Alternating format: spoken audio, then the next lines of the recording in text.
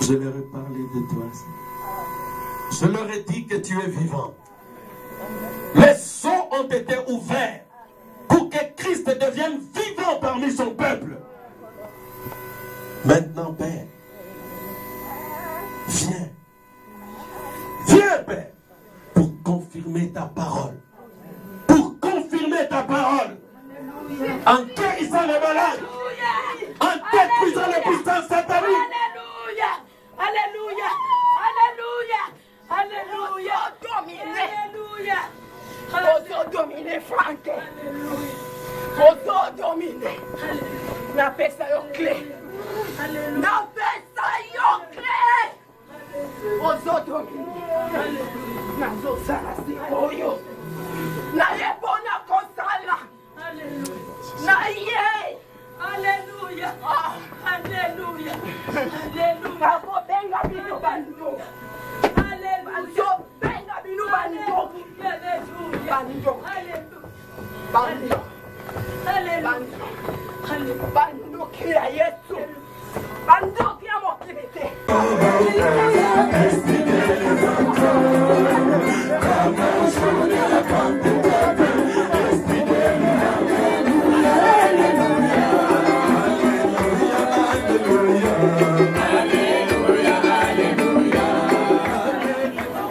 Alléluia.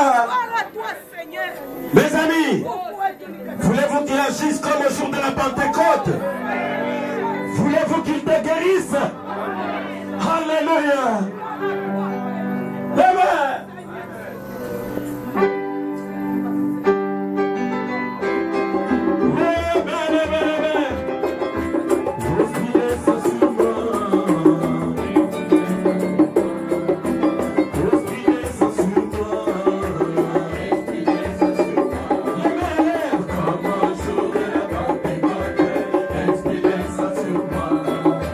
Come on, show me the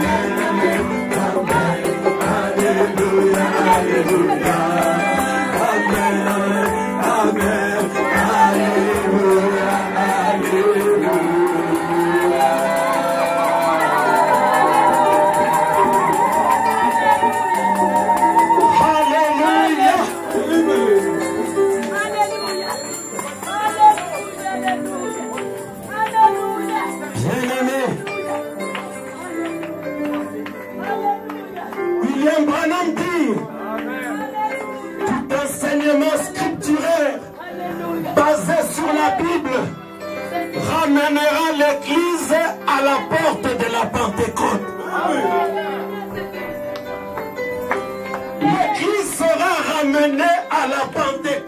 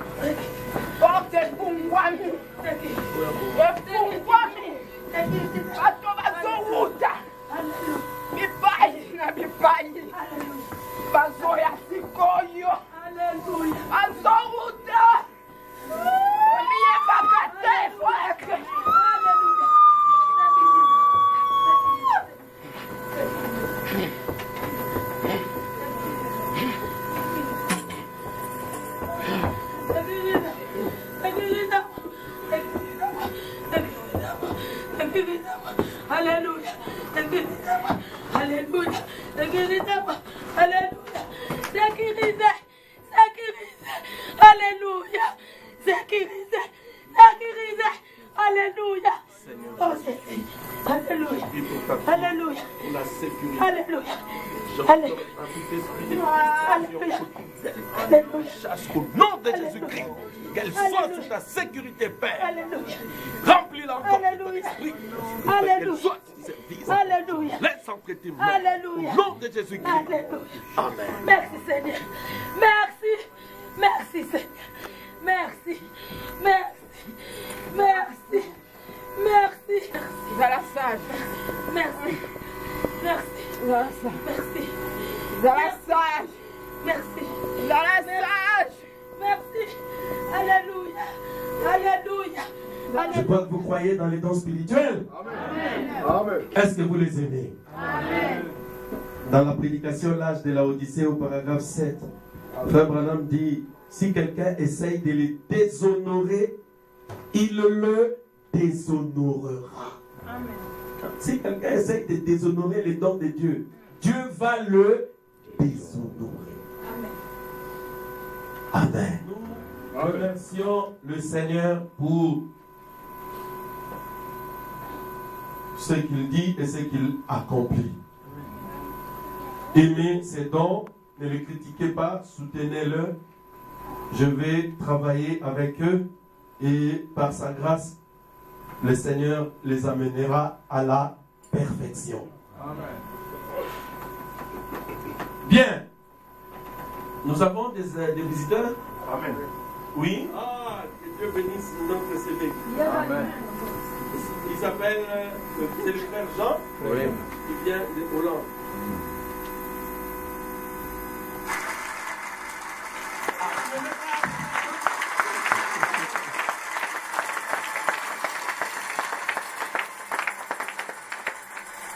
Voilà. Vous êtes chrétien, mon frère? Oui, Naza chrétien. Ah, vous êtes chrétien, hein? Naza membre de soutien à l'église Nabiso. Ah. Na Hollande, et puis Naza batteur, na beta drum, et puis Naza Mouyembi. Ah. Et même temps, Naza chef de chorale.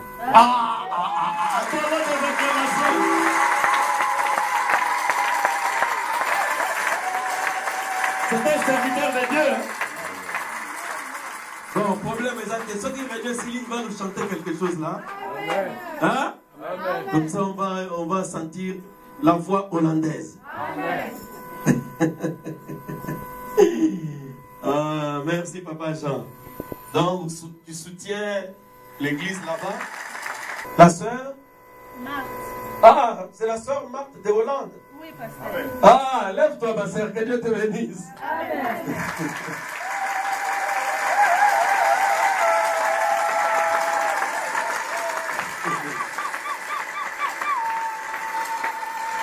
Ah, la sœur Marthe, elle habite aux Pays-Bas. Voilà que Dieu nous a dit la vérité. Même elle est venue de loin pour venir nous voir. Hein? Donc Dieu nous a dit la vérité. Ah, voilà, je me rappelle même maintenant d'ailleurs. Cette sœur, elle a été visitée par la colonne de feu dans sa maison. Je crois qu'elle donnera le témoignage un jour ici. Amen. Et peut-être ça doit être un jour où on aura une veillée, quelque chose comme ça. Si elle veut nous visiter, elle donnera son témoignage. Amen. C'est fantastique. Elle a filmé la colonne de feu. Elle filme la colonne de feu. Elle dit, mais c'est là que ça soit pareil. Bah, elle filme l'étoile. Elle partait. Elle marchait devant elle. Alléluia. Écoute, na Kinshasa, le pasteur Barout, il a sorti de l'histoire. Ici, nous allons le sortir de la géographie, de la chimie. Nous allons le sortir de là. Pour qu'il devienne réel. Alléluia. Amen. Yesu. Côté, colonne de feu, incrédule. Tu es incrédule, pour ceux qui ne le savent pas, du temps de Frère Branham avait 2 cartons remplis de photos de la colonne de feu et de l'ange du Seigneur. Amen. Oui. Beaucoup beaucoup de sœurs et de frères, même en dehors de frère Branham, se faisaient photographier avec la colonne de feu, avec tout ça. Amen. Et aujourd'hui, les prédicateurs sont devenus des incroyants. Oh non, je ne crois pas dans vos photos de la colonne de feu. C'est parce que tu ne l'as pas. Amen. C'est ça la vérité. Oui. Oh, merci. Nous devons tirer les choses au clair. L'heure est arrivée. A sonné l'avènement de sa lumière. Pourquoi est-ce qu'on appelle Liège la cité ardente? Mais parce qu'il y a un feu.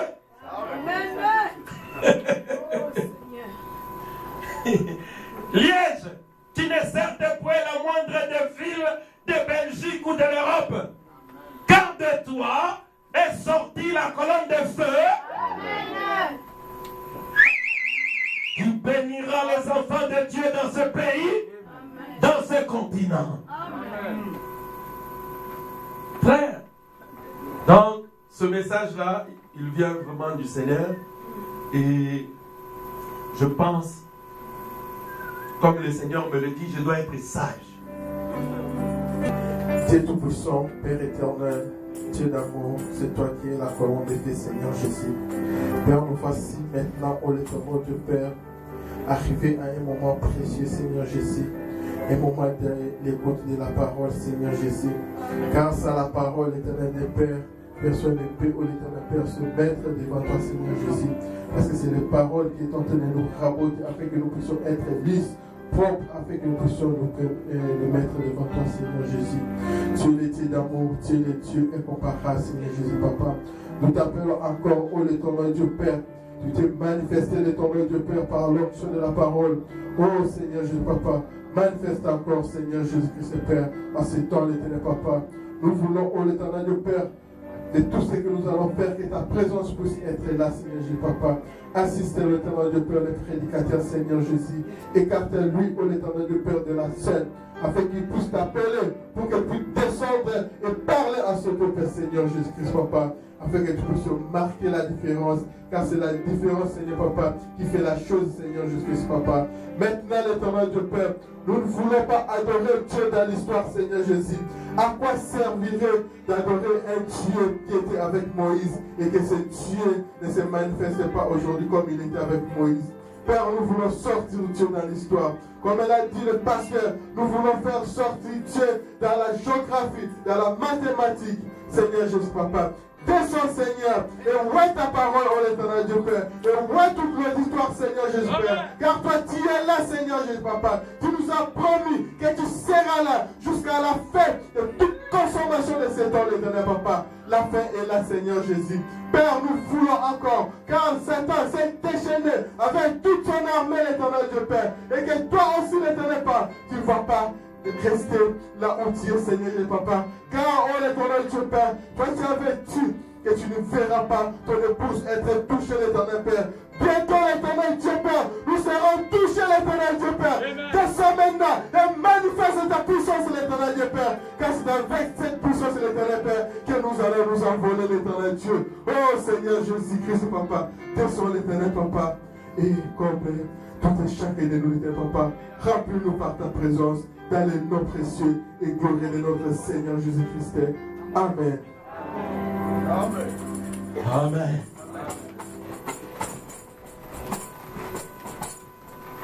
Amen, amen, amen, amen.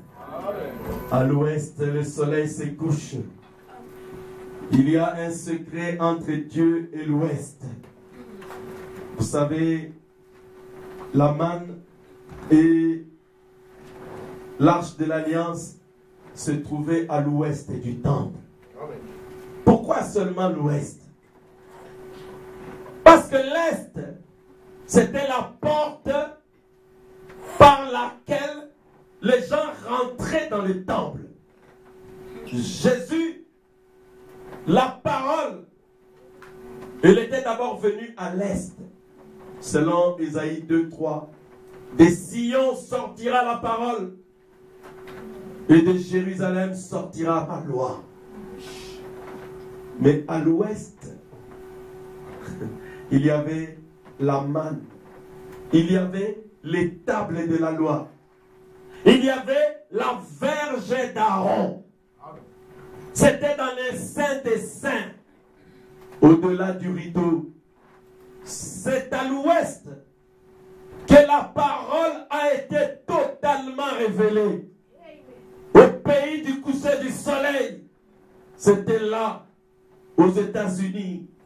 C'était l'ouest du monde. C'est là où la parole a été révélée. Amen. Au temps du soir. Oh, je ne sais pas comment je vais prêcher aujourd'hui, parce que je me sens déjà bien avant de commencer. Amen. Alléluia. Amen. Oh, je me sens bien. L'onction est déjà là.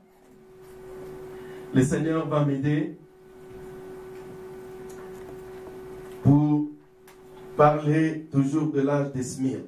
En tout cas, je ne rappelle rien parce que je dois avancer quand même et terminer aujourd'hui. Ceux qui veulent suivre, donc la première partie est sur Internet, sur YouTube. Donc l'âge des Smyrne, partie 1, où nous avons déjà introduit. Maintenant, nous avançons. Amen. Nous sommes en train de parler des âges de l'Église. Pourquoi est-ce que tu as choisi, pasteur, de parler de ces âges? Nous voulons voir comment la parole de Dieu a commencé, comment l'Église a commencé. Au paragraphe 158, le prophète dit: combien savent que l'Église a commencé à la Pentecôte? L'Église a commencé par la venue du Saint-Esprit. Il n'y a pas d'Église en l'absence du Saint-Esprit. Si la colonne de feu ne se trouve pas en ces lieux-là, il n'y a pas d'église. Même si vous avez un grand bâtiment avec beaucoup de membres, sans le Saint-Esprit, il n'y a pas d'église. Parce qu'à la Pentecôte, les disciples devaient attendre que le Saint-Esprit descende avant même de commencer à prêcher. Alléluia. C'est pourquoi n'allez pas derrière la chair si tu n'as pas encore rencontré la colonne de feu. C'est ce que frère Branham dit. Ne va pas prêcher quand tu n'as pas le Saint-Esprit. Parce que sinon tu vas nous parler de ta coutume. Alors, dans l'âge d'Éphèse, nous avons vu le début de l'église. L'église était plein feu. Il y avait un pasteur qu'on appelait Pierre. Et les disciples étaient unis dans l'amour. Ils persévéraient dans la prière. Et la Bible dit qu'il se faisait beaucoup de prodiges et de miracles parmi les apôtres. Et à l'an 55, l'église d'Éphèse avait commencé avec Paul. Et je crois que nous le savons tous. Et cette église a commencé de 55 jusqu'à l'an 170. 170 pour les francophiles. Amen. Maintenant, commence l'âge d'Éphèse en 170. Et l'âge d'Éphèse avait pour messager Irénée. Donc nous avons vu que Irénée était le messager des étages-là, l'âge de Smyrne. Irénée, c'était un Français qui vivait à Lyon, donc au sud de la France. Il était le neveu de Polycarpe. Et Polycarpe lui-même était disciple de Jean. Donc le dernier apôtre de Jésus, celui qui avait enseigné la parole à Polycarpe. Et Polycarpe est retourné en France. Il a pris son neveu, Irénée, il l'a amené dans la ville de Smyrne, qui était quelque part en Asie mineure là-bas. Et là, Irénée a reçu le baptême du Saint-Esprit et il est retourné en France. Maintenant, le prophète William Branham dit qu'il y avait beaucoup de prédicateurs à l'époque, beaucoup de bons hommes de Dieu, mais pourquoi est-ce qu'il a choisi Irénée?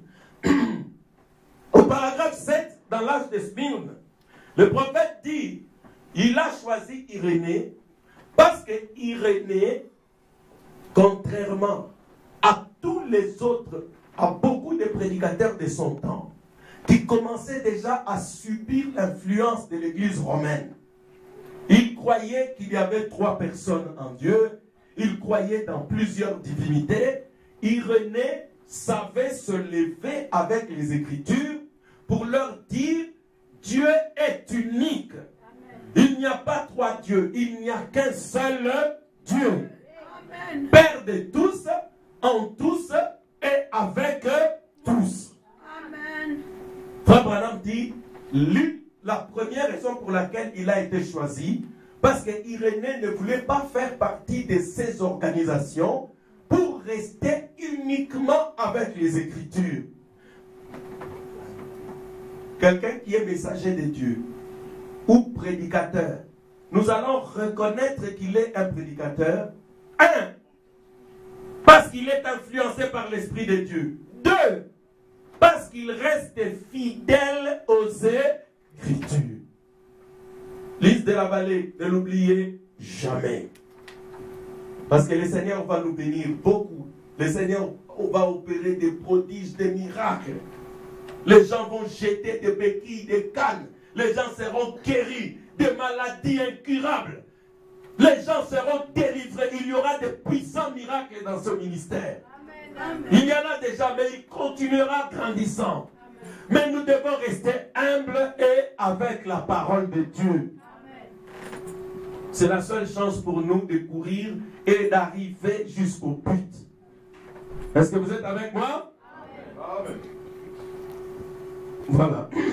Donc, on avance. Alors, une deuxième raison pour laquelle Dieu a choisi Irénée. Nous allons voir pourquoi, par son prophète, le Saint-Esprit a désigné Irénée comme le messager de l'âge de Smyrne. Oui, frère Christian, paragraphe 11. On va lire juste la partie A, je crois. C'est du temps d'Irénée qui est la plus grande partie de l'Église apostolique de France et tous les dons du Saint-Esprit. Cela est venu à la suite de son enseignement. Vous voyez, à Lyon, les disciples d'Irénée parlaient en langue. Mais dans les histoires du passé, nous ne pouvons recueillir parler en langue. Il n'était pas rare de voir un mort revenir à la vie. La guérison était un événement quotidien dans toutes les églises évangéliques en tout lieu. Cet Irénée savait enseigner.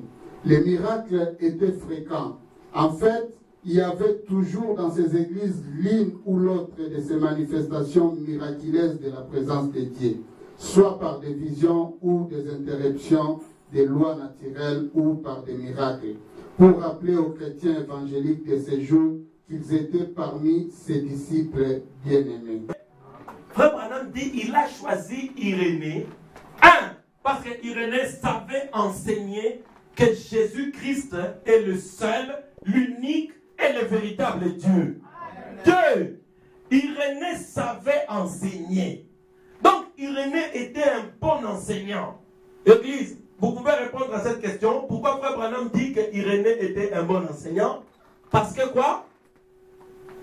Il est resté fidèle. Pourquoi? Parce qu'il enseignait Jésus-Christ. Ah, Frère Christian, reprend. Ouana, il faut quota. Reprends. Cet Irénée savait enseigner. Les miracles étaient fréquents. En fait, il y avait toujours dans ces églises l'une ou l'autre des manifestations miraculeuses de la présence de Dieu, soit par des visions ou des interruptions des lois naturelles ou par des miracles, pour rappeler aux chrétiens évangéliques de ces jours qu'ils étaient parmi ses disciples bien-aimés. Ok, prends aussi le verset suivant, qui suit encore. Il rappelle la même chose. Comme ça, vous allez voir. Ceux qui nous racontent cela sont des gens qui n'ont aucun intérêt dans aucune des parties en présence. Ils disent simplement la vérité. Ce sont des historiens. Oui, vas-y. C'est pourquoi je pense que cet Irénée, parce que vous voyez, il avait la même foi que celle Paul et les disciples avaient transmise. C'est pourquoi je pense qu'il était l'ange de l'église de Smyrne. Parce qu'il y avait les mêmes enseignements scripturaires. Et les mêmes enseignements scripturaires sur la base de la parole de Dieu produiront toujours les mêmes résultats en tout temps. Si vous prenez simplement la formule de Dieu et la mettez en application à la lettre, sans vous soucier de ce que diront les églises, et que vous la suiviez simplement selon ce qu'elles vous indiquent, cela produira les mêmes résultats. Et c'est ce qu'a fait Irénée. Église, le prophète dit ceci plus haut. Il dit, dans l'église de Lyon, il y avait des miracles, il y avait des guérisons, il y avait le baptême du Saint-Esprit, il y avait tout ça. C'est que Irénée savait enseigner. Amen. Donc, quelqu'un qui enseigne bien, son enseignement doit amener Dieu sur la scène. Un bon enseignement doit amener des guérisons, des miracles, le baptême du Saint-Esprit et la sainteté dans le groupe. Amen. Si on ne voit pas ces choses-là, donc tu n'es pas un bon enseignant, selon frère Branham.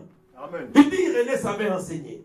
Parce qu'il n'était pas rare que ces choses surnaturelles se manifestent.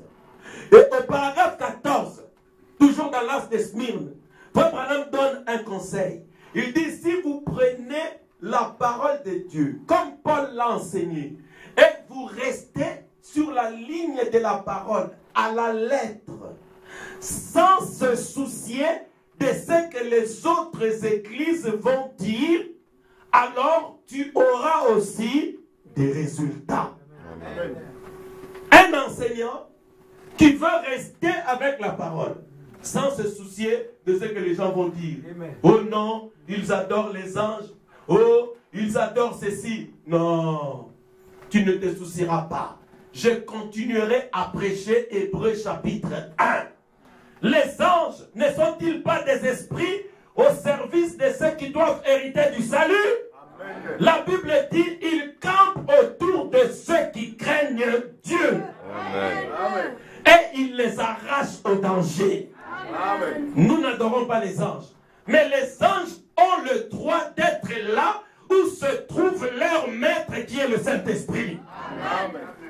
C'est la vérité. Amen. Quand Jésus avait discerné la vie de Nathanaël, dans Jean 1, il lui a dit, Nathanaël, je sais que ta condition, je sais ce que tu es. Tu étais ici avec Philippe, avant que Philippe ne t'appelle.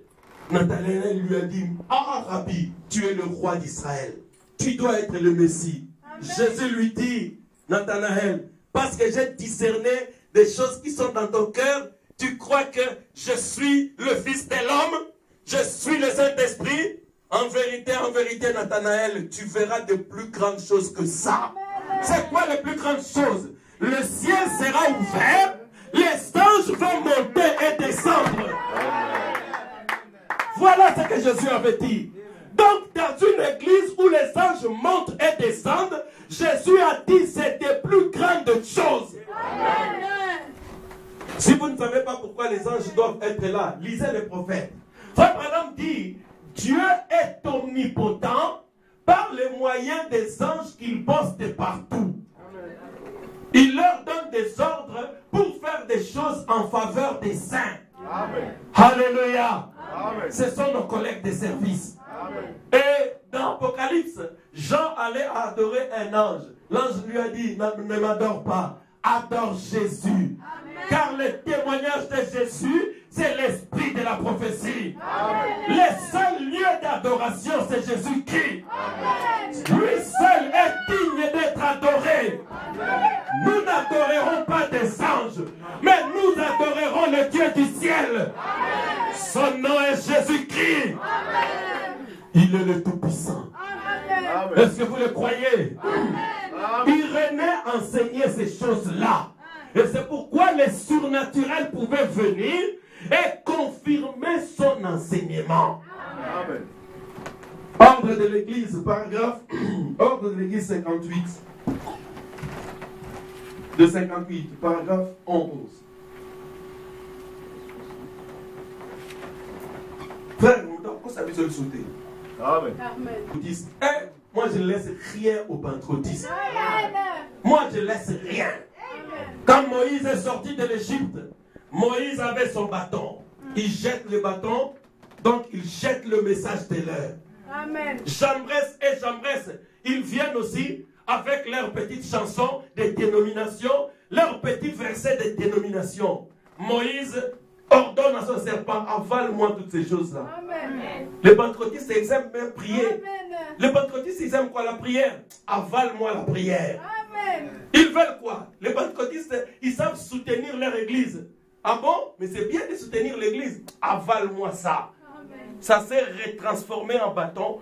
Donc, frère Branham dit, quand Moïse sortait avec son bâton, il était sorti avec la puissance des Égyptiens. Amen. Amen.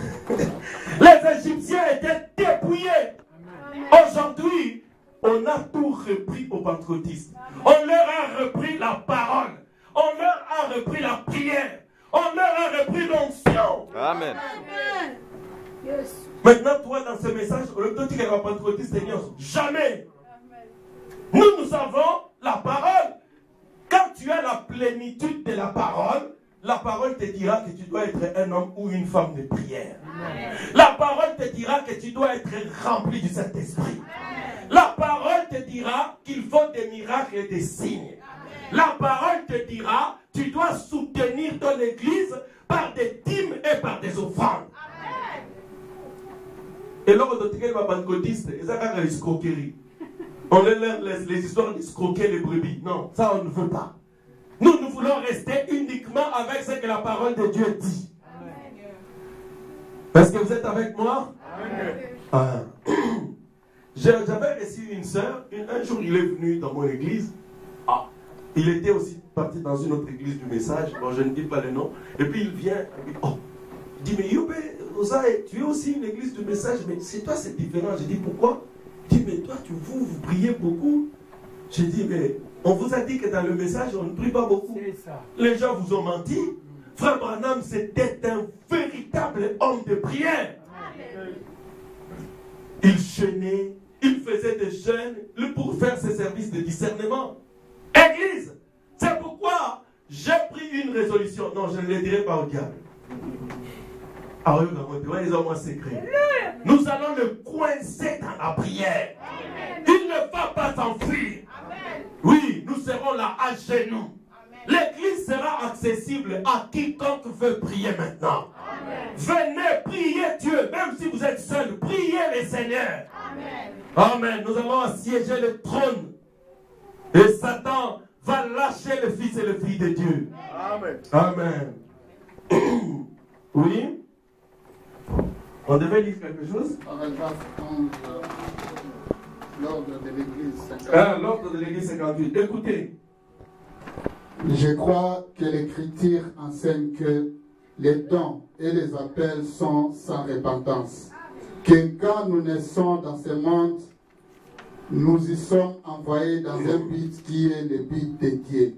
Et qu'avant même que nous ne devenions adultes, alors que nous n'étions encore que des enfants, les dons que nous avons reçus de Dieu étaient déjà en nous. Et le remplissage du Saint-Esprit met seulement ces dons en action. Mais nous le savons dès le commencement, des dons tels que enseignants, apôtres et prophètes, ainsi que les dons de langue et les 9 dons spirituels, selon 1 Corinthiens 12.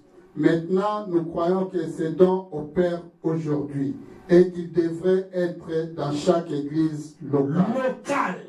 Ces dons devraient être dans chaque église locale. Amen. J'ai une citation, mais je peux la donner, il n'y a pas de problème. Frère Branham dit, dans une église qui n'a pas de dons spirituels, on doit en faire quoi? Qui sait? Il faut on doit la fermer.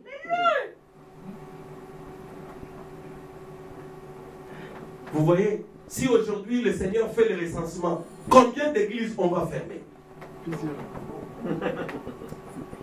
Frère, que personne ne vous distraie.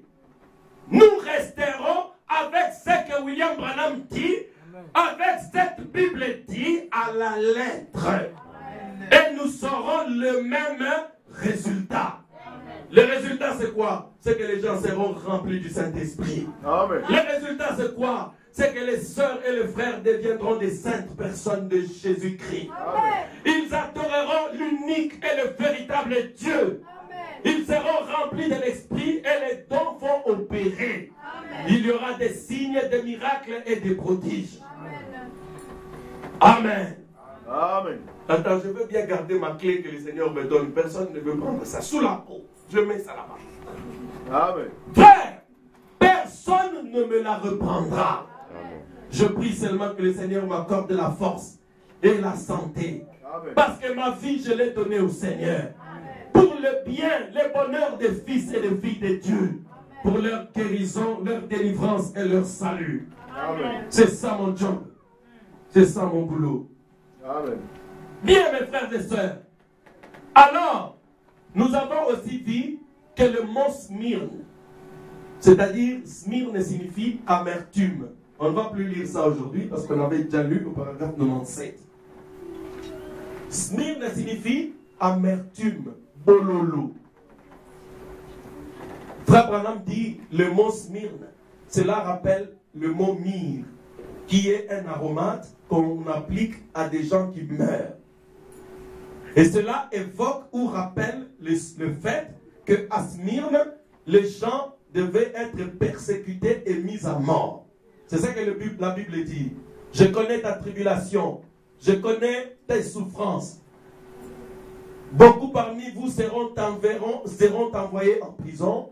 Ne crains pas la mort, car tu vas recevoir une couronne de vie. Amen. Alors Dieu avait permis, donc cette église-là s'appelait Smyrne. Et Smyrne signifie amertume. Et vous allez voir, ça je rappelle, depuis le premier verset. Voici ce que l'Esprit dit à l'église. Nous sommes dans Apocalypse chapitre 2. Ah, on n'avait pas lu la Bible. Non. Ah j'avais oublié. Ça va, c'est pas grave.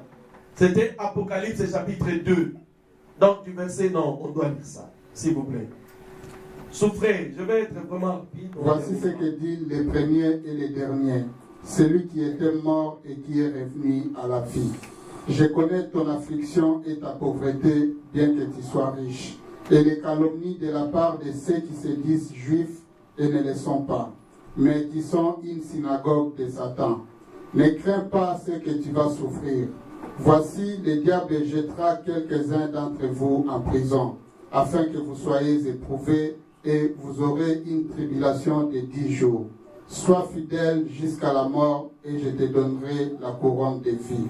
Que celui qui a des oreilles entende ce que l'Esprit dit aux églises. Amen. Celui qui vaincra n'aura pas à souffrir la seconde mort.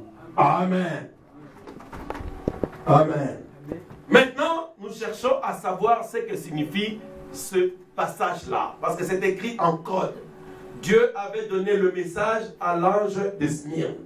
Et aujourd'hui, la promesse dit, dans Apocalypse 10, verset 7, à la voix du 7e ange, lorsqu'il sonnerait la trompette, tous les mystères de Dieu seront révélés.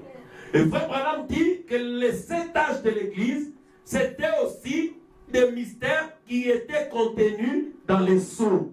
Donc les sceaux ont été ouverts et aujourd'hui nous savons ce que signifie ce passage. Et c'est pourquoi nous sommes en train d'étudier ce qui s'est passé il y a 1800 ans. C'est parce que Dieu l'avait écrit en code, en sceau, en symbole. Et aujourd'hui, ces choses sont révélées. Maintenant, écrit à l'âge de Smyrne. Smyrne signifie amer, bololo. Smyrne rappelle la mort. Vous allez voir pourquoi est-ce qu'ils avaient l'amertume. On va lire ça au paragraphe 84 après. Alors, dès le premier verset, la Bible dit, voilà ce qu'il dit, celui qui était mort et celui qui est vivant. Celui qui est le premier et le dernier. Nous avons vu que dans Ésaïe 44, 6, la Bible dit, je suis l'Éternel, le premier et le dernier. Le commencement et la fin. Alors Jésus dit que lui aussi, il est le premier et le dernier. Et c'est pourquoi nous savons que Jésus n'est rien d'autre, ni plus ni moins, que le même Dieu, le Jéhovah de l'Ancien Testament, qui est Jésus-Christ dans le Nouveau. Amen. Maintenant, nous continuons. Dans l'âge de Smyrne, nous avons aussi vu que le mot Smyrne, signifiant la mort, et le nom Donc, le sens du nom du Smyrne était exactement le caractère et les choses qui sont arrivées aux membres, si vous voulez, aux croyants de cet âge de l'Église. Comme leur âge de l'Église s'appelait la mort, à cet âge-là, on les mettait morts. On avait aussi de l'amertume à leur égard. Et c'est comme ça que je disais vendredi, le nom a toujours un caractère, c'est-à-dire le nom a toujours un rapport avec votre personnalité. Frère Branham dit d'ailleurs, le nom de l'Église a un rapport, a une influence sur le caractère de cette Église. Je montrais ici que votre Église s'appelle Lys de la Vallée Tabernacle. Le lys, c'est une plante qui pousse dans la vallée. Le lys, c'est une très belle plante. Et cette plante, elle pousse dans la boue, dans les difficultés. Pour sortir sa tête pour voir le soleil, c'est difficile. Et je crois que c'était la vie de cette église. Frère, j'ai eu dur comme ça. Le Seigneur m'avait dit,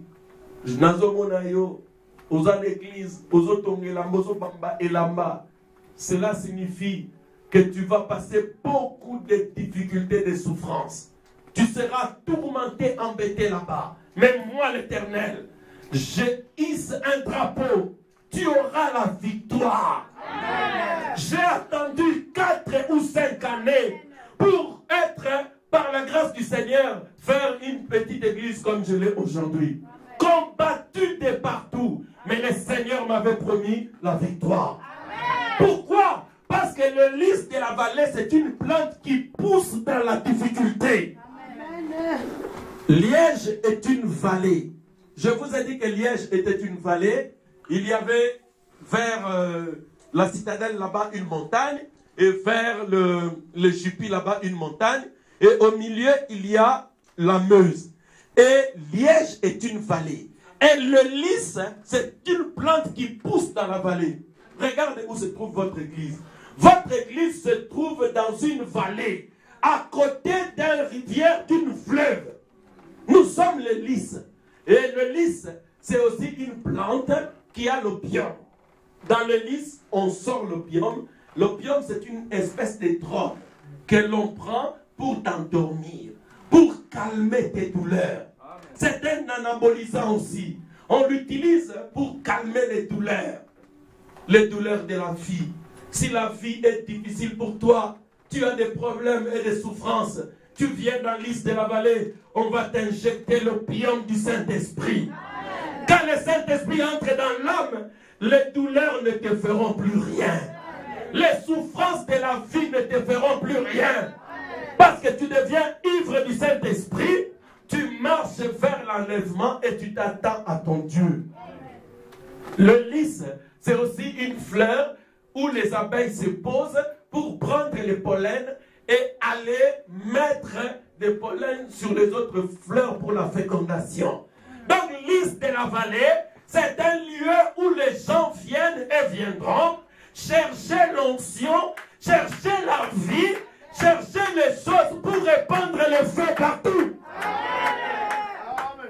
Dieu l'avait promis ainsi. Le Seigneur avait dit, il y a des gens qui viendront ici pour chercher le feu du réveil. Amen.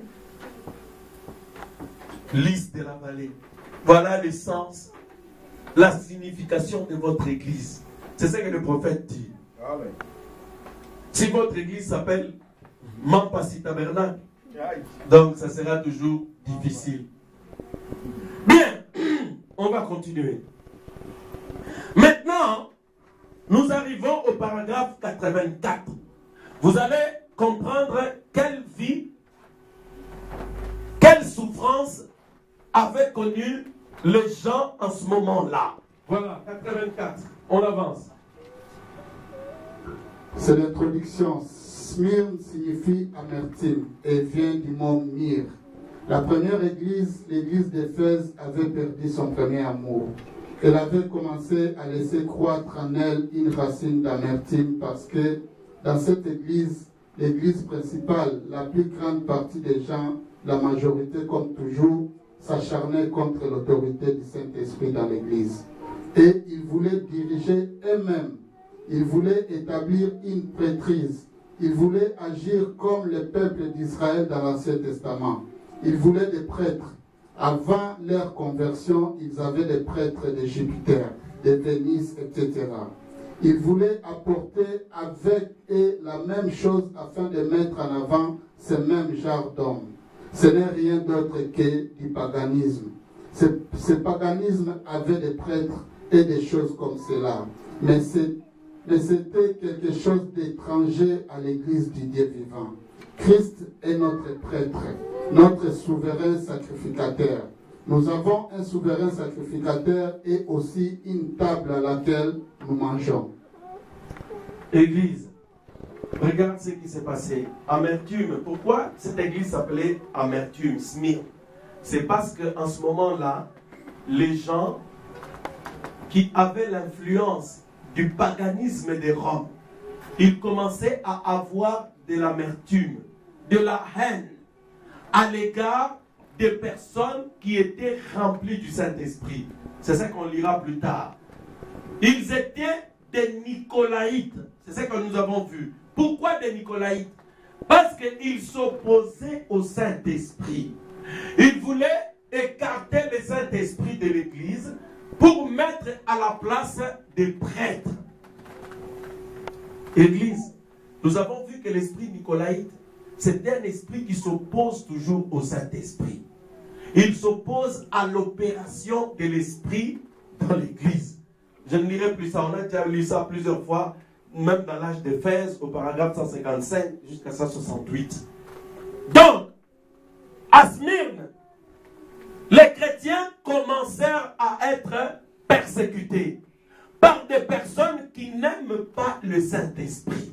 Et vendredi, je montrais ici, même si vous êtes des frères, si Dieu vous accorde la grâce d'avoir le Saint-Esprit, même si vous êtes des sœurs, si Dieu t'accorde la grâce d'avoir le Saint-Esprit, et que les autres personnes n'ont pas eu la grâce de l'avoir, ils vont commencer à te persécuter, toi qui as le Saint-Esprit.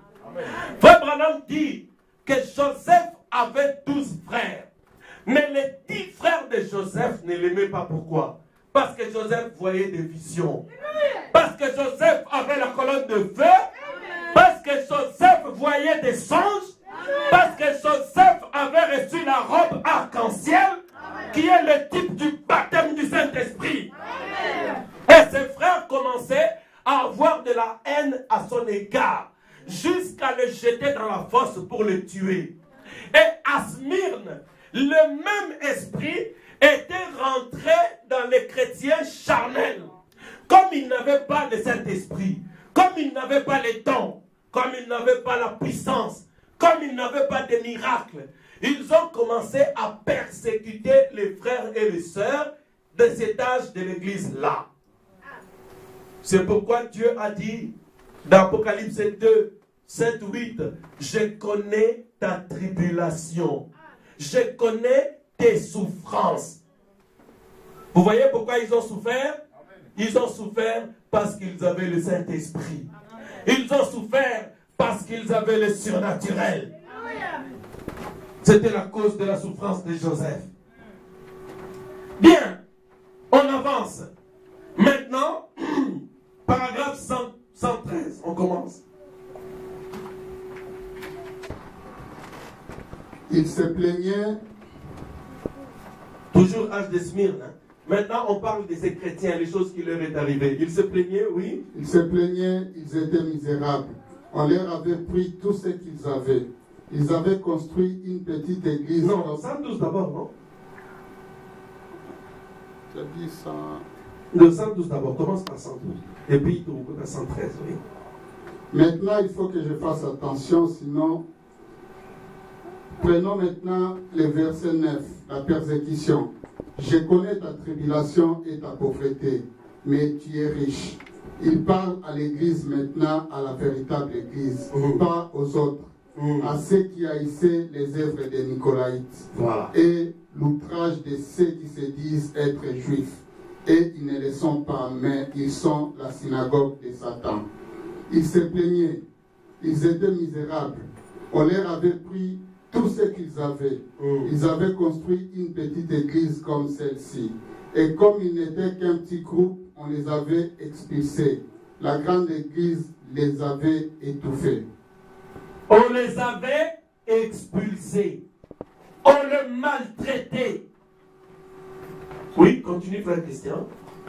Donc, vous comprenez pourquoi la Bible dit « Je connais ta tribulation ». Le mot tribulation signifie mignoko, les souffrances. Vous comprenez maintenant pourquoi? Donc, ce sont les chrétiens remplis du Saint-Esprit qui connaissaient des souffrances et des tribulations de la part des Nicolaïtes, des personnes qui adoraient Dieu charnellement, qui ne croyaient pas dans les dons, dans le baptême du Saint-Esprit, dès le premier âge.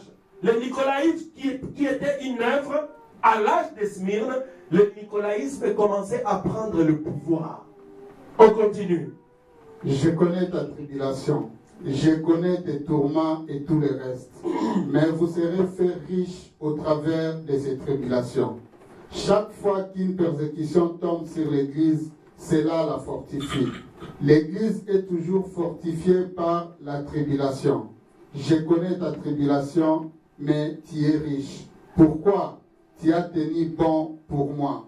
Tu es riche. Tes tribulations ne te font pas de mal. La Bible dit, je connais ta tribulation, je connais tes souffrances, tu es pauvre, quoique tu es riche. Vous comprenez pourquoi ils sont riches? Dieu dit qu'ils sont riches parce qu'ils ont été maltraités, ils sont tenus bons. Quand un chrétien ou une chrétienne tient bon, c'est-à-dire les gens te haïssent à cause de bien, de la bénédiction que le Seigneur t'accorde, surtout spirituelle. Les gens commencent à se moquer de toi. Oh, comme Mandona, oh, comme Bambikoudi, oh, comme Boye, oh, comme adoré ma ange, oh, comme ma photo, Boye, oh, ma colonne de feu, à Pamba. Mais eux, ils ont tenu bon. Et c'est pourquoi Dieu a donné d'eux un témoignage. Il dit, vous êtes riches. Amen. La richesse d'un chrétien ou d'une chrétienne, c'est de continuer à aimer les personnes qui ne vous aiment pas. Continuez à être fidèle au Seigneur, même si les gens vous maltraitent, même si on vous insulte. Vous comprenez la richesse? Alléluia. C'était ça la vie des gens de Smyrne. Donc vous comprenez maintenant ce que dit le verset 9. On continue, frère Christian. La Bible dit qu'ils sont pauvres. Ils sont pauvres. Quel est le sens d'être pauvre? C'est-à-dire que Dieu dit, je connais ta souffrance, tu es pauvre, quoique tu es riche. Rapidement, on va lire dans Matthieu 5, 5, 2, je crois, ou 3. Parce que chaque mot de la Bible, vous devez connaître le sens. J'aimerais qu'à la fin de mon petit enseignement sur l'âge de l'Église, donc toutes les phrases et les mots, tu sais ce que Dieu disait.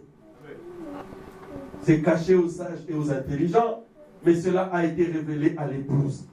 Vous êtes la dame élue, l'épouse de Jésus-Christ. Les mystères ont été ouverts pour vous. Vous devez être nourris de bouche en bouche. Vous êtes les aiglons.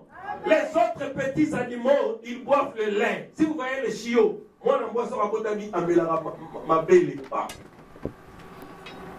Moi, il y a un an, ils sont à ma belle. Mais les aiglons, dès leur naissance, il y a quelqu'un à la chair.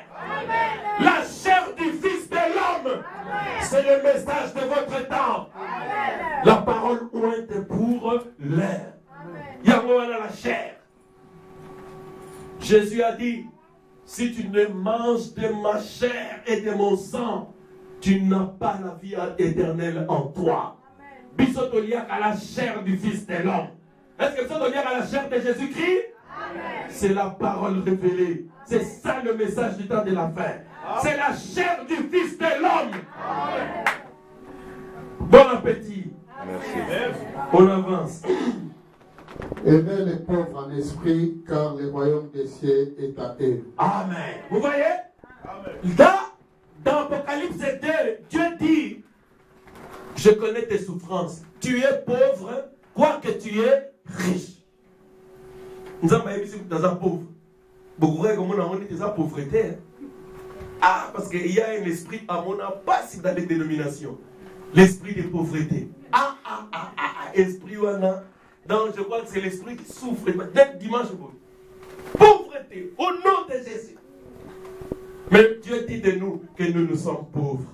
Pourquoi nous sommes pauvres? Nous sommes pauvres en esprit. Pourquoi? Parce que le royaume des cieux est à nous. Quelqu'un qui est pauvre en esprit, c'est-à-dire c'est quelqu'un qui s'est humilié devant la parole. Il ne connaît rien. Même s'il est âgé comme ça, il va se laisser conduire par un petit qui a la parole. Pourquoi? Parce que le royaume des cieux est à lui ou à elle. C'est quoi le royaume des cieux? Le royaume des cieux, c'est le baptême du Saint-Esprit. Donc quand tu deviens pauvre en esprit, mon frère, ma soeur, comment pauvre en esprit? Deviens pauvre en esprit. Parce que le royaume des cieux sera à toi. Si tu décides d'être humble devant la parole de ton temps, devant le message de ton temps, le royaume des cieux sera pour toi. Tu vas être rempli de l'Esprit de Dieu. Tu seras sur terre pendant que le royaume des cieux est en toi. Amen. Donc vous connaissez l'essence. On avance, frère Guissa. Retournons dans l'âge de Smyrne.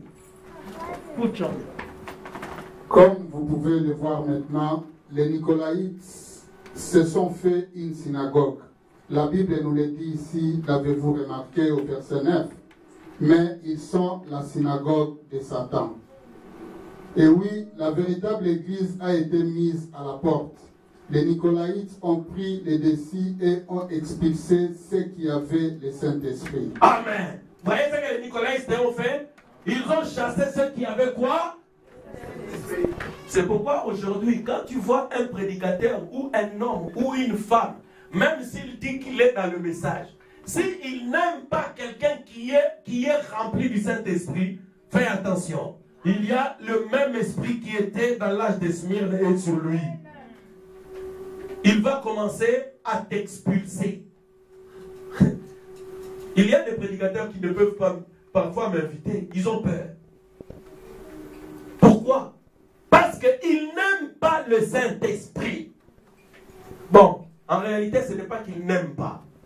Donc, à force de ne pas l'avoir, on commence à l'appeler ton lingarangoté. Mais je sais que tu aimes le Saint-Esprit, mon frère. Si tu veux le Saint-Esprit, va voir quelqu'un qui a reçu la clé pour te le donner. Amen. Tu n'as pas besoin de venir à moi. Il y a beaucoup de prédicateurs à qui tu as donné les clés. Tu pourras avoir le même Saint-Esprit que nous avons reçu. Amen. Alors tu vas avoir le même amour que moi. Tu vas commencer à m'aimer parce que moi je t'aime, mon frère. Amen. Moi je t'aime, ma soeur. Même si toi tu me maltraites. Au final, oh, ça va qui si pasteur en non. Ezali. C'est quoi les gens? Ezali qui citait. Ezalilo. Ok. On avance. Si cette église de Smyrne avait su que des couronnes des martyrs les attendaient, cela les aurait ébranlés. Vous voyez, en d'autres termes, lorsque cette prophétie fut écrite et envoyée dans la première église, mais dans cette église, il y avait les caractéristiques qui apparaîtraient plus tard dans l'église de Smyrne. Ils recevaient la couronne des martyrs et beaucoup d'entre eux seraient mis à mort. Lisons maintenant le verset 10. Ne crains en aucune manière les choses que tu vas souffrir, la synagogue de Satan. Voici le diable va jeter quelques-uns d'entre vous en prison, afin que vous soyez éprouvés. Et vous aurez une tribulation de 10 jours. Sois fidèle jusqu'à la mort et je te donnerai la couronne de vie. Amen. Amen. Maintenant, la synagogue de Satan, Frère Branham dit que c'était des Nicolaïtes. Les Nicolaïtes, vous devez bien retenir. C'est-à-dire, c'est des gens qui, dans l'âge d'Éphèse, C'était des gens qui n'aimaient pas l'onction, qui n'aimaient pas le Saint-Esprit. Ils étaient tellement civilisés qu'ils n'aimaient pas toutes ces agitations, toutes ces ivresses que les gens avaient à la Pentecôte, tous ces cris à Jésus-Christ, tous ces roulements par terre, toutes ces prophéties, tous ces dons, ils n'aimaient pas.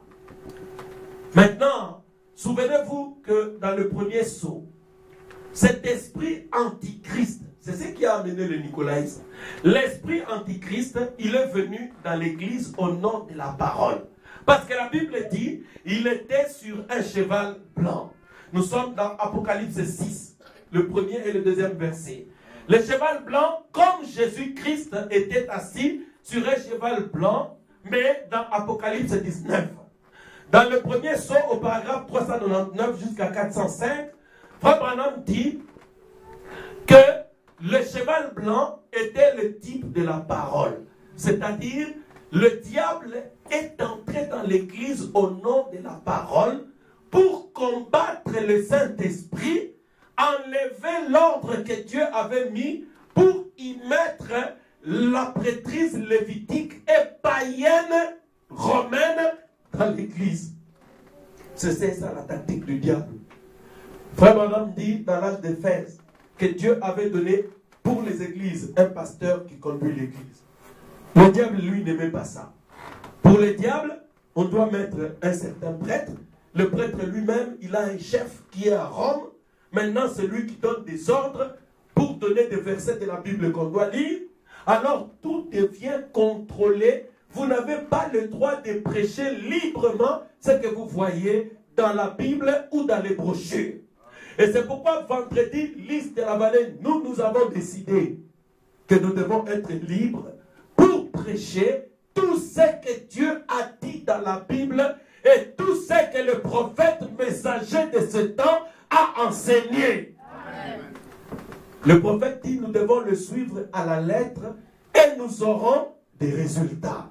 Amen. Même si les autres églises parlent, nous devons continuer à les enseigner. Amen. Pourvu que cela soit dans la parole. Est-ce que vous comprenez où je vous amène? Amen. Ok, ne suivez pas les nicolaïstes.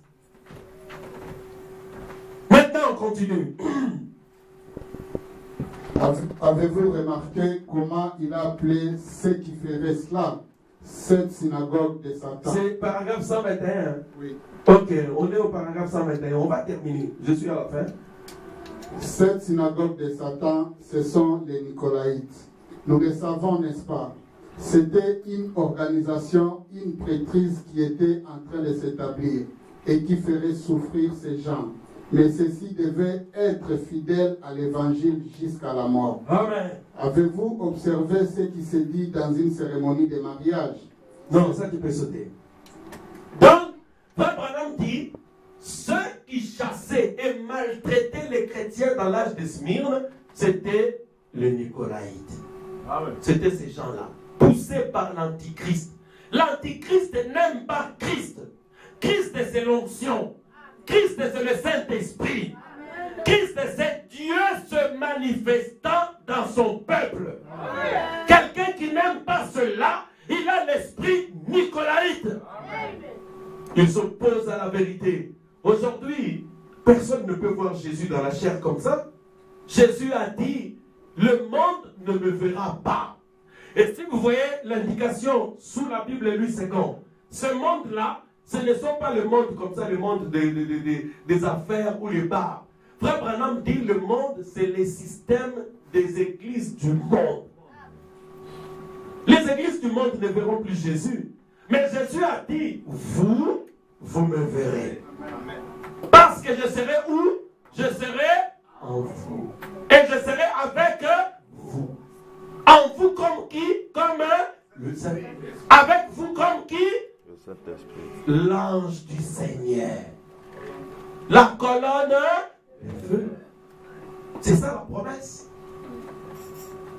Quand le Saint-Esprit est en dehors pour te conduire, il s'appelle la colonne de feu. Il s'appelle l'ange de l'Éternel. Parce que l'ange de l'Éternel, c'est Dieu lui-même. Est-ce que vous le savez? Amen. Maintenant, quand il est en nous, Jésus en nous, c'est le Saint-Esprit. C'est tout. Avançons. 122. Or, il est parlé de ces 10 jours, des 10 jours. Ici, une journée dans la Bible représente un an. Et les 10 jours représentent les 10 dernières années du règne de Dioclétien. Il y eut plusieurs empereurs qui régnèrent pendant l'âge de l'église d'Éphèse. Néron, je crois, fit l'un d'eux. Et ce Dioclétien-là fut le dernier qui régna. Les 10 dernières années, il fut le persécuteur les plus sanguinaires de tous. Il prit le parti de ces groupes, ils assassinèrent les chrétiens, les tuèrent, les brûlèrent. Ils leur ont tout fait. Ce furent 10 années de la persécution la plus sanglante. Cela dira de 302 à 312. Maintenant, suivez-moi très bien, parce que j'arrive à la fin. On est à quel verset là? Une tribulation de 10 jours. C'est ça? C'est quel verset? Le verset 9. Donc, ils seront jetés en prison. Ils auront une tribulation de 10 jours. Frère Branham dit ici 10 jours signifie ceci. Un jour, c'est un an. Maintenant, l'âge de Smyrne a commencé à 170 jusqu'à 312. Alors, Frère Branham dit, entre 170 et 312, il y a eu beaucoup d'empereurs romains. Mais à 302, donc 10 ans avant la fin de l'âge de Smyrne, donc à 302, il restait combien? 10 ans. Est-ce que vous me suivez? Il est resté 10 ans. Alors, dans la prophétie, Dieu dit, vous allez connaître une tribulation de 10 jours. Donc, ça signifie 10 ans. Et l'histoire montre que le dernier empereur, Dioclétien, donc c'est le dernier empereur avant l'empereur Constantin. Constantin, c'était l'empereur qui avait décidé d'unir l'Église avec l'État. Donc pour que l'Église romaine devienne l'Église catholique romaine. Donc c'était Constantin qui l'avait fait en 300, je crois, 25. 315. Donc à 312, Constantin avait pris le pouvoir. Maintenant, 10 ans, ces 10 années-là, vers la fin de l'âge de Smyrne, c'était l'âge où on avait massacré le plus de chrétiens. C'est pourquoi Dieu a dit, tu auras une tribulation de 10 jours. Vous voyez, quand Dieu parle par la prophétie, il faut un prophète pour que nous comprenions ce qu'il dit. Alors ces 10 années-là, c'était les 10 années de souffrance. Et Dieu a dit, sois fidèle jusqu'à la mort. Parce que Dieu savait qu'on allait les tuer, même leur donner la mort à cause de la foi. C'est pourquoi, quelquefois, je vous dis, mes frères et sœurs, l'évangile qui est arrivé jusqu'à toi aujourd'hui, les gens sont morts à cause de ça. Les gens ont été tués. Ils sont tenus bons. Si vous lisez le martyr de Fox, l'histoire de l'Église catholique, la manière dont ils avaient tué les chrétiens, des gens qui avaient l'onction, qui avaient les visions, qui avaient le parler en langue, les miracles, on les traitait des sorciers, on les tuait. Il fallait renier Jésus-Christ, il fallait renier le Saint-Esprit pour être libre. Quand tu ne voulais pas renier, on te mettait à mort. C'était une grande souffrance. Même les enfants de 9 ans, de 10 ans, ont posé la question, est-ce que tu continues à suivre Jésus-Christ là de cette manière-là? Oui, on te donnait aux lions. Les lions te mangeaient. Pendant que les lions les mangeaient, ils avaient les mains en l'air. Certains allaient mourir en chantant. Ils chantaient des cantiques de louanges. Ils étaient dans la joie, remplis de l'onction et ils allaient à la mort. C'était la souffrance de ceux qui avaient reçu le Saint-Esprit et ils sont restés fidèles jusqu'à la mort. Amen.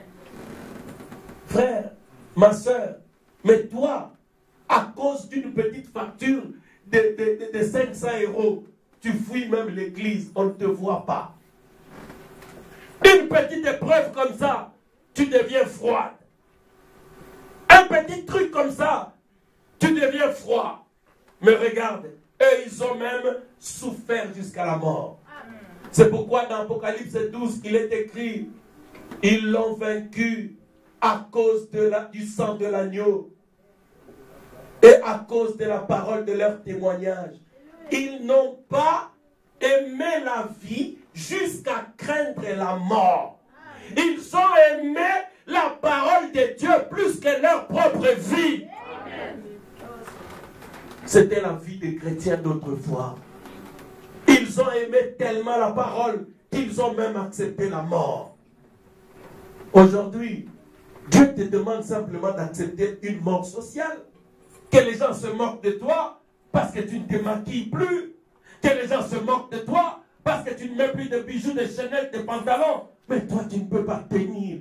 Alors que les gens avaient accepté de mourir même biologiquement.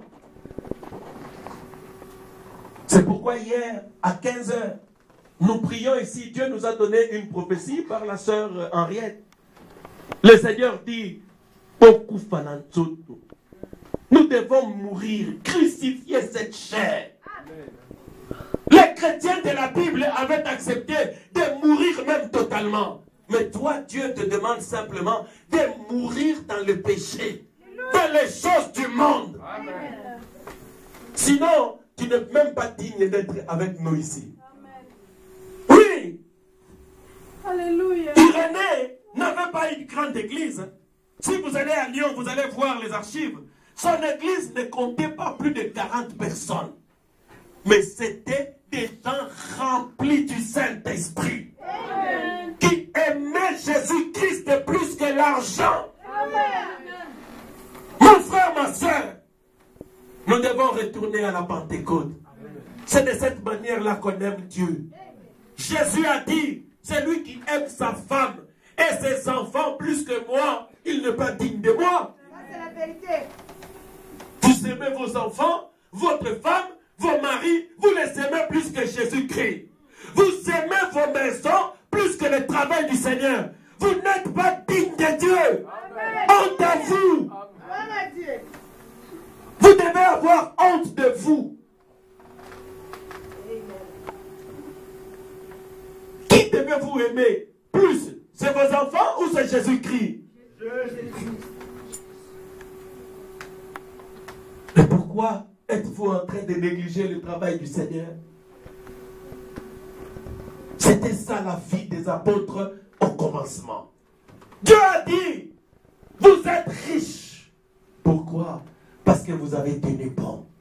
Vous aurez une tribulation de 10 jours par ces Nicolaïtes qui constituent la synagogue de Satan.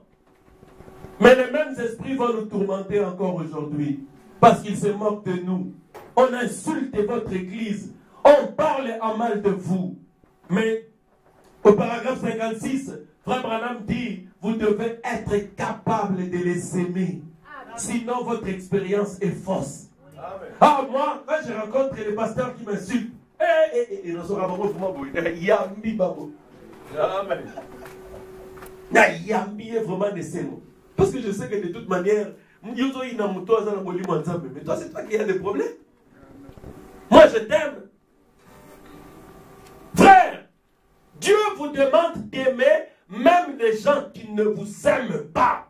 Amen. Si vous voulez être surnaturel, commencez à aimer même vos ennemis. Aimez les gens qui ne vous aiment pas. Et vous serez le fils et le fille de votre Père qui est dans le ciel. C'est comme ça que vous irez dans la perfection. C'est ça la perfection. Une cousine qui ne vous aime pas, mais vous l'aimez. Un oncle qui ne vous aime pas, mais vous l'aimez. Alléluia. Une soeur et un frère qui ne vous aime pas, mais vous l'aimez. Vous priez pour lui, vous priez pour elle. C'est ça la vie éternelle. Continuons, frère. On a terminé. Verset 11. Oh, verset 11. Oui. Comment ça? Paragraphe 123. Ah, paragraphe 123. Togi. Le verset 11 est une promesse. Nous allons prendre ceci avant de terminer. Que celui qui a des oreilles écoute ce que l'Esprit dit aux assemblées. Celui qui vaincra n'aura pas à souffrir de la seconde mort. Maintenant, il faut que je vous dise quelque chose. J'ai une pensée sur le cœur.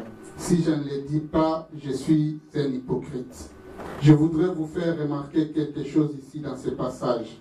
Et je crois que ce fut un des points d'interrogation les plus importants pour moi pendant longtemps, jusqu'à ce que je trouve la réponse. Lisons ceci très attentivement. Que celui qui a des oreilles, en d'autres termes, qui a des oreilles pour entendre, vous voyez, ouvertes à l'esprit. Des oreilles ouvertes à l'esprit. Demandez que le Seigneur vous ouvre des oreilles, mes amis. Le Seigneur vous parle. Le Seigneur se montre à vous. Quand est-ce que vos oreilles s'ouvriront pour entendre ce que l'Esprit a à dire aux églises? Continue, frère, parce que c'est le verset 11. Écoute ce que l'Esprit dit aux assemblées. Vous voyez, cette même chose, cette persécution et toutes ces choses arrivent. Chacun des éléments se reporte dans chaque église. Ce que l'Esprit dit aux assemblées, celui qui vaincra. Dans quelle église? Celle d'Éphèse? Oui, bien sûr. Celle de Smyrne? Oui, dans toutes. Celui qui vaincra dans toutes les églises n'aura pas à souffrir de la seconde mort. Oui, prends aussi celle qui suit pour les Laodicées. Celui qui, dans l'église de Laodicée, vaincra quoi? Les Nicolaïtes, les choses du monde, les dénominations, les prêtrises, tout ce qui est de ce monde et s'en débarrassera. Et qui aimera Christ, celui-là n'aura pas à souffrir de la seconde mort. Église, c'est la fin, nous avons terminé l'âge des Smyrne. Maintenant, regardez. Dieu dit, c'est lui qui vaincra. Frère Branham montre comment on peut vaincre. Dans l'âge d'Éphèse, il l'a montré. Dans l'âge de Smyrne, au début, il l'a encore montré. Il dit, pour vaincre, il faut entrer dans l'esprit. Pour vaincre, il faut recevoir le baptême du Saint-Esprit. Maintenant, pour vaincre quoi? Pour vaincre les Nicolaïtes. Les Nicolaïtes est le monde. Les Nicolaïtes, c'est tous ceux qui s'opposent au Saint-Esprit. Tous ceux qui s'opposent à la conduite de l'Esprit. Tous ceux qui s'opposent à l'ordre que Dieu a établi dans son Église. Maintenant, vous avez vu que c'est dans chaque âge. Même aujourd'hui, l'esprit nicolaïte continue. Vous allez voir quelqu'un qui entre ici. Oh, vous êtes l'église Nini. Hein, tu es chez le pasteur Franck. Est-ce que vous avez la seconde venue? Oh, je vais prêcher la seconde venue. Pourquoi? Oh non, mais on a ça. Partout. Donc moi, je dois prêcher quelque chose parce qu'on la prêche partout ou parce que la chose se trouve dans la parole.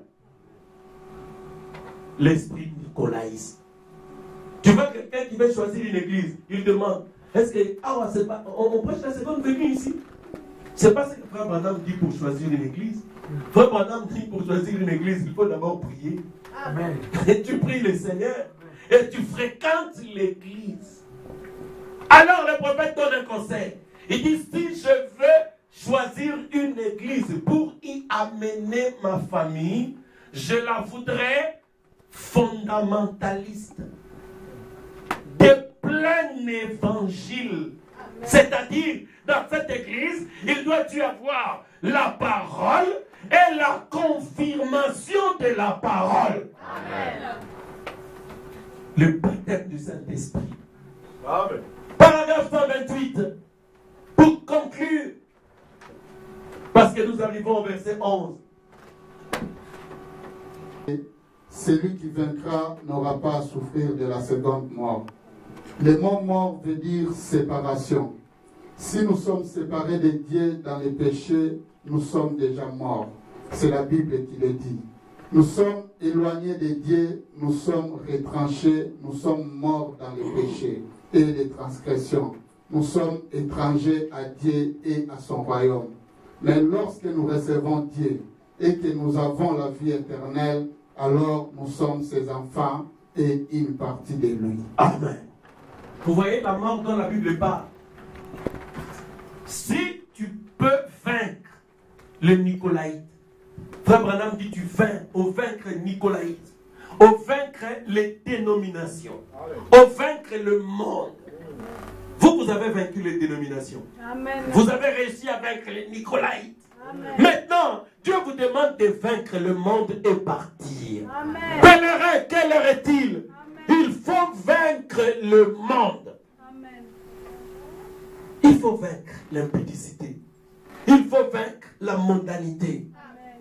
Il faut vaincre tout ce que Dieu condamne. Alléluia. Mon ami, quel que soit le prétexte que le diable te donne, mais Dieu t'appelle à vaincre. Amen. Acceptez de rentrer dans l'esprit. Acceptez d'être rempli du Saint-Esprit. Amen. Renoncez au monde. Répentez-vous. Mettez vos vies en ordre. Amen. Faites des restitutions, des réparations. Demandez pardon. Croyez en Jésus-Christ de tout votre cœur. Par le message de votre temps. Acceptez-le. Parce que moi j'ai terminé. Vous pouvez baisser vos têtes. Pendant que frère Christian lit le paragraphe 56, frère Stein, tu peux venir au piano. On va lire le paragraphe 56. À mon sens, c'est le plus grand conseil que j'ai trouvé en lisant l'âge de Smyrne. Vous allez voir mes frères et sœurs. Si je dois crier pour glorifier mon Dieu, je ne veux pas être orgueilleux. Je ne veux pas. De toute manière, s'il y a des miracles ici, ce n'est pas moi qui le fais, c'est Jésus-Christ lui-même. Amen. S'il y a des délivrances ici, c'est lui qui le fait, ce n'est pas moi.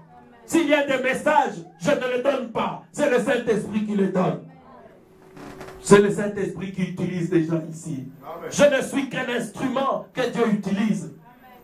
Je veux être sage comme le Seigneur me l'a demandé et humble pour que le Seigneur m'utilise encore. Amen. Baissez vos têtes pendant qu'on va lire sous fond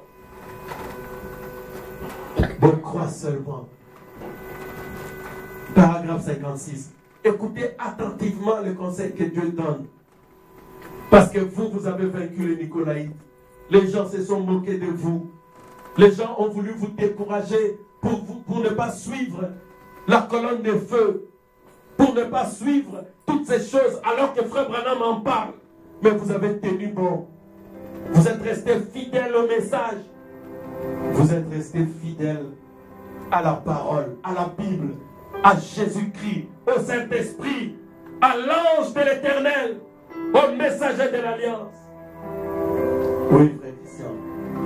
La seule chose qui importe, c'est d'éloigner de vous toutes ces petites divergences, les petits ismes et ces sentiments mitigés à l'égard des frères. Sentiments mitigés même ceux qui sont dans les autres églises. La Bible dit, oui, continue frère. Tout cela, secouez-les loin de vous. Ne laissez jamais entrer aucune racine d'amertume dans votre âme. Sinon, cela vous rongera comme un chancre. C'est vrai, gardez l'amour.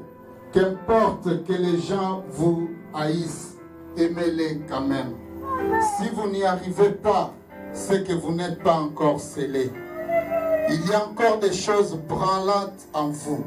Alors revenez et que cela soit scellé parfaitement par le sang de Jésus-Christ. Cela vous purifiera de toute racine d'amertume. Oui, mon frère. Est-ce que quelqu'un croit que ceci, c'est la parole de Dieu? Frère, ne devenez pas orgueilleux même si Dieu vous utilise. Sœur, même si Dieu t'utilise, restez humble. Ce sont vos frères. Même si qui ne croient pas au don spirituel, ce sont vos frères. Dieu nous recommande de les aimer. Dieu nous recommande de les supporter. Prions simplement pour eux. Peut-être qu'un jour, le Seigneur leur donnera la révélation. Ce sont nos frères. Ils croient cette Bible. Ils croient ce message. Ils aiment Jésus-Christ. Même s'ils ne connaissent pas ce message, mais ils aiment Jésus-Christ. Bien-aimé, est-ce que tu peux dire quelque chose à ton Dieu? Est-ce que tu peux décider aujourd'hui de pardonner à ton frère, à ta soeur, à quelqu'un de même de ta famille à qui tu ne parles pas? Tu peux dire non, téléphone. Je vais lui dire, ma problème, moi là, parce que Jésus-Christ revient bientôt. Est-ce que quelqu'un peut promettre au Seigneur de vivre désormais comme un chrétien ou une chrétienne? On va se lever maintenant parce qu'on va dire un mot de prière à notre Dieu.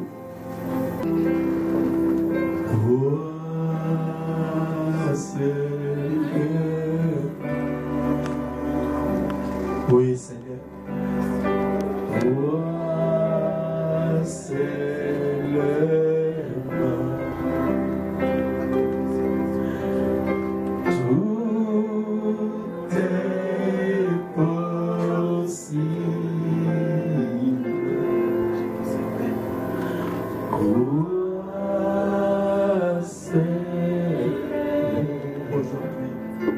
Je veux être humble.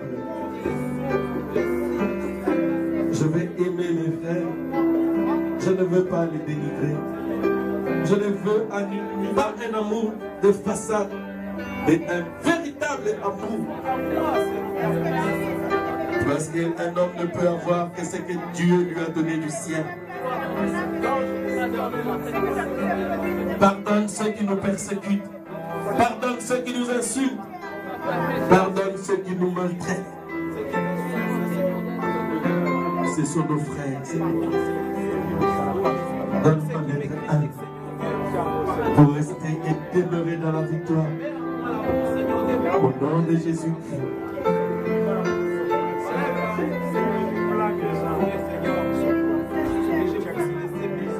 On va prier pour que la main de Dieu vienne sur chacun de nous et enlève toute racine d'amertume. Baisse la musique, frère, je veux prier.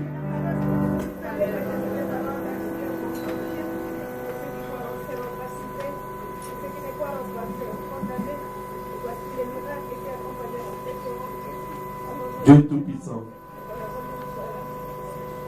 nous avons parlé de toi, Seigneur. Je leur ai dit que les Nicolaïtes t'ont persécuté, Seigneur. C'est parce qu'ils ont persécuté les chrétiens de la Bible. Ils l'ont haï parce qu'ils avaient Jésus-Christ en eux. Tu avais dit, voici les signes et les miracles qui accompagneront ceux qui auront cru. Nous avons cru. Nous croyons que le don spirituel doit opérer dans toutes les églises locales. Nous croyons que la colonne de feu doit être avec l'église. Nous croyons que l'ange de l'Éternel qui était avec Frère Branham est avec l'épouse, avec moi aujourd'hui. Nous croyons, Seigneur, que le Saint-Esprit doit aller dans les âmes, dans le cœur.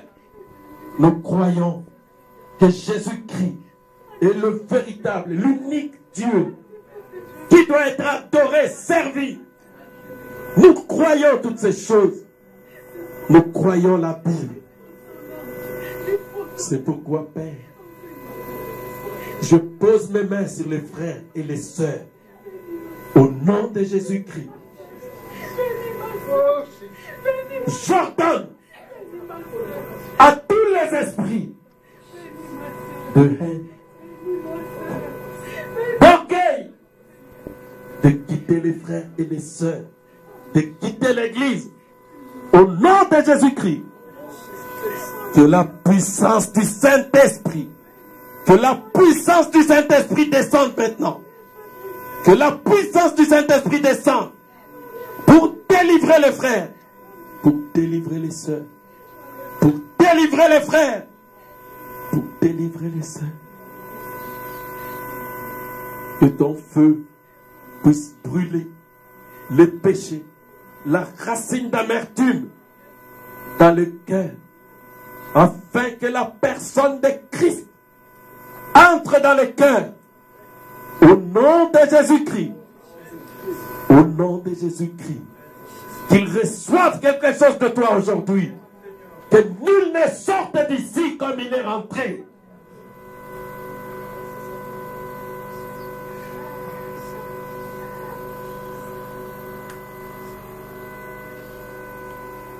Merci Seigneur.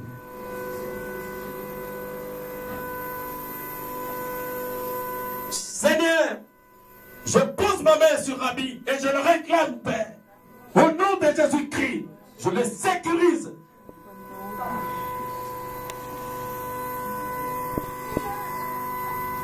Descends, Seigneur. Descends, Jésus. Je leur ai parlé de toi, Seigneur. Je leur ai dit que tu es vivant. Les sceaux ont été ouverts pour que Christ devienne vivant parmi son peuple. Maintenant, Père, viens. Viens, Père, pour confirmer ta parole. Pour confirmer ta parole. En guérissant les malades. En détruisant les puissances sataniques. Alléluia. Alléluia. Alléluia. Ne t'inquiète pas, il est là. Ne t'inquiète pas, il est là. Ne t'inquiète pas. Puissance du Saint-Esprit. Ne t'inquiète pas. Je brise les chaînes. Ne t'inquiète Je pas. brise les chaînes. Il est là. Remplis-le de ton esprit, Jésus. Il est là. Il est là. Ne t'inquiète pas. Père. Ne t'inquiète pas. Ne t'inquiète pas. Il est là. Il est là. Il est là. Il est là. Saint-Esprit. Il est là. Ne t'inquiète pas. Ne t'inquiète pas. Ne t'inquiète C'est pas. toi qui as péché Ne l'âge des t'inquiète semis. pas. Ne t'inquiète pas. Puisse la même onction Il est là. Il est là. qui était sur William Branham. Il est Puisse là. le même Saint-Esprit. Il est là. Puisse la même colonne de feu. Puisse le même feu. Puisse la même onction. Alléluia. Il est là. Vienne Il est là. confirmer la parole encore. Il est là. Au nom de Jésus-Christ. Il est là. Alléluia. Nous voulons sortir d'ici remplis d'amour, Alléluia. de joie, de paix. Alléluia. Rabbi, ouvre ta bouche. Rabbi, ouvre ta bouche. Rabbi, ouvre ta bouche.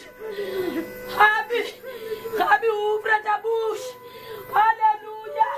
Rabbi, ouvre ta bouche. Alléluia. Rabbi, ouvre ta bouche. Ouvre ta bouche. Alléluia. Il est là. Il est là. Il est là. Il est là.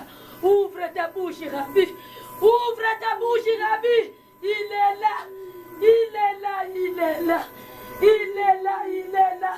Ouvre ta bouche. Ouvre ta bouche. Ouvre ta bouche. Ouvre ta bouche. Il est là. Il est écrit. Il est là. Tu dis et la chose arrive. Il est Tu là. ordonnes et la chose existe. Il est là. Ordonne Jésus. Il est là. Rabbi, Et cela. ne t'inquiète pas. Ne t'inquiète pas. Ne t'inquiète pas. Ne t'inquiète pas. Ne t'inquiète pas. Il est Merci Jésus. Il est là. Il est là. Il est là. Il est là. Il est parmi Il nous. est là. Il est là. Il est là. Alléluia. Il est là. Parmi il est. Il est là. Il est. Prenons les offrandes. Il est. Il est. La colonne de feu. Le sage d'Alliance. Le sage d'Alliance. C'est la colonne de feu. Jésus est là. Pour nous délivrer. Pour nous délivrer. C'est la colonne de feu. Le sage d'Alliance. Le sage d'Alliance.